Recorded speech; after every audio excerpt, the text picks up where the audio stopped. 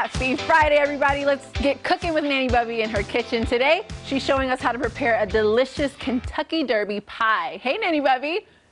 Well, hey there, Rocky. How are you? Hello. So good to see you. Happy Kentucky Derby weekend. Thank you, thank you. I feel underdressed. You look fabulous. Well, you can never.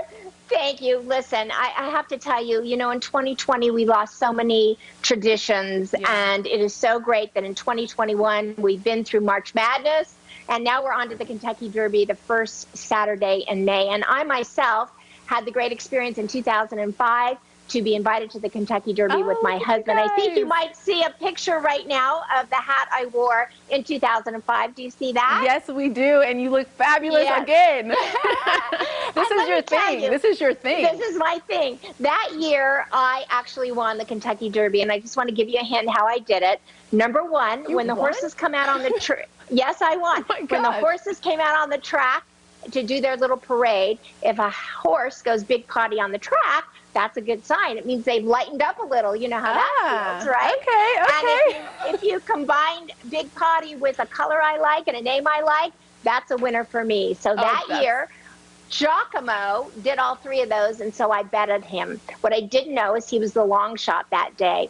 And needless to say, he was the biggest long shot in the history of the Derby to ever win the race. Oh my gosh. And this is the, he paid 50 to 1, so that day it meant something to me. Wow. And I always love that memory, so I'm so thrilled to be here today to celebrate. Thank you for sharing that. Thank you for sharing that. After your horse wins, you feed him pie, I guess? Yeah, well, no, you feed the winner's pie, you feed the people pie, right? Right, so here we go. One cup sugar to a half a cup of flour. This is for the filling. We are going to put in 1 teaspoon of vanilla right here. And we are going to put in lightly beaten eggs that are room temperature. If they're not room temperature, you can bring them to room temperature by putting them in warm water in the shell, and that will bring them to room temperature. And then melted but cooled butter. Do you want to know why this butter needs to be cooled? Of course I do. It sounds like that's the secret. No, I want to know why. I don't know why. Because you don't want to turn these eggs into scrambled eggs. You just want to use them to make your filling. And then we're going to put in Guittard chocolate chips right here. And look at how, you get this at Target or Whole Foods or Sprouts, but look at how big and beautiful these chips are. Oh, yeah. Okay. Oh, I got caught Yeah, oh my God, they're so delicious. I keep stealing one out. Every once in a while, I'm like, oh, let me miss 1 or 2 of these. I'm chopping up walnuts just to show you these are the easiest nut to chop. And just a rough chop on these, just put them right into the mix. And we're going to mix them up. And crunch.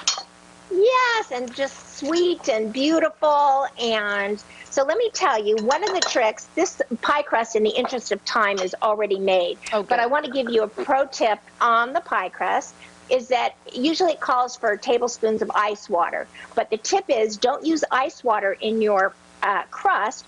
Use bourbon or vodka, because the alcohol stifles the gluten development. And nothing makes a pie crust tougher than gluten. And so if it develops, it's a terrible crust. But if it doesn't develop, it is a fabulous crust. So this pie crust. And pie crust is the most important part. I mean, the filling is important, but the crust is the foundation. Yes, yes, indeed. So we put this right into the pie. This is a silicone liner for the crust. And that keeps the crust from burning when you put it in. We're going to walk right over to the oven, and we are going to put this in. But due to the magic of television, we are going to pull out this fabulous done pie. I'll show you how beautiful this is. Wow. And you know what? This is actually fairly easy. This was pretty simple. Oh, very easy. And even if you don't bake, you know? It tastes like a baked chocolate chip cookie in a pie. Now, this is too hot for me to take off the silicone liner, but there you go. Whoops, let me get that in. Can we just dig in, because we got to wrap in a second here. Can we just dig in to see the filling? Yes, yes. Take a look at this. I'm going to eat it for you. Look at that. It's I'm like jealous. a chocolate chip cookie in a pie. Oh, look at that. my gosh. And I'm going to eat this with a fabulous mint julep. Okay, ready? Let me get a big piece. I'm jealous. It's we're all hot. in here very upset that we're not with you right now, Nanny Bubby. Happy Kentucky Derby. Happy Kentucky Derby. And say with me together on the count of 3, go out and spread love like butter, right? I love that. Thank you so much, Nanny Bubby. So good. But, oh, look at her mouth full. Check out Nanny Bubby's Kitchen and Garden on social media and online at nannybubby.com. We also want to thank Chapman Automotive for sponsoring this segment.